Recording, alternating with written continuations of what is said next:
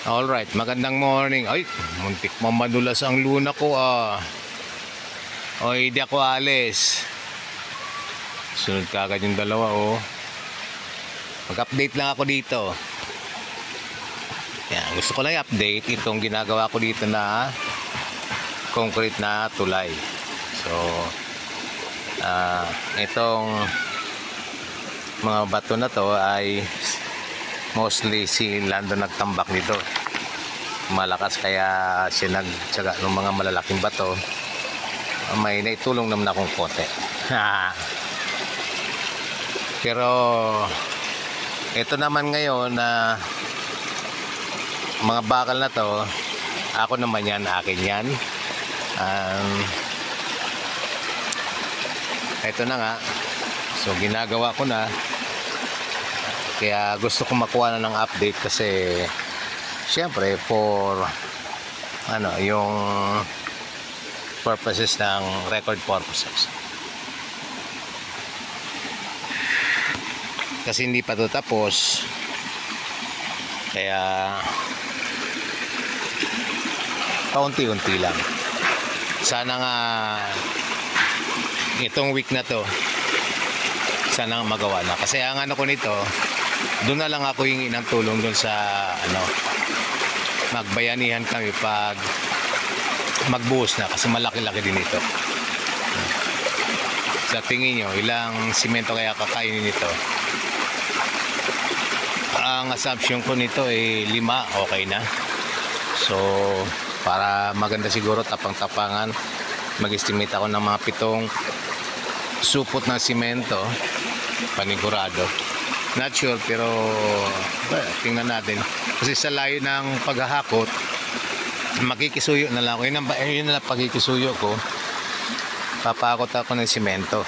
So sagot ko yun kasi nangako ako na dito mag-provide kami dito ng pampagawa. And then since dito nagawa no summer, ako na mismong gumawa. Ayan, so ayan na, ayan ang mga materyales plus yung gawa.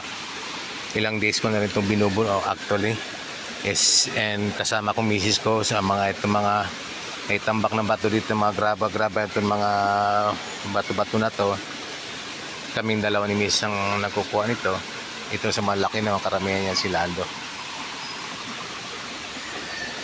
Okay, ito yung ginawa namin noon. Ginawa nila pala. May konti kaming share dito. Plus yung pamerienda. Iyon yun. So nagkakaroon ng progress itong aming lalo't nasa harap ko kasi. Nasa ng location namin. Nasa tapat. So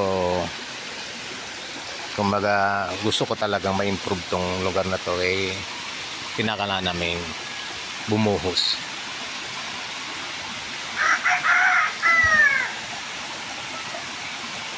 Yung kubo na yon amin din yon.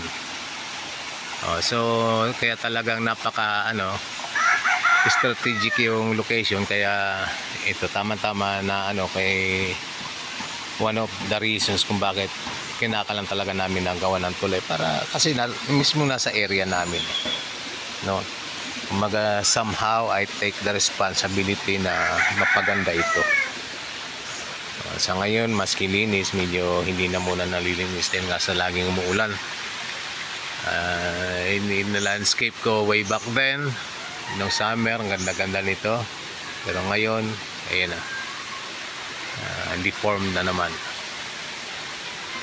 Okay, so ayan, yan lang muna at yan ang update sa ng pag-concrete ng tulay. Para kumpleto tayo ng update.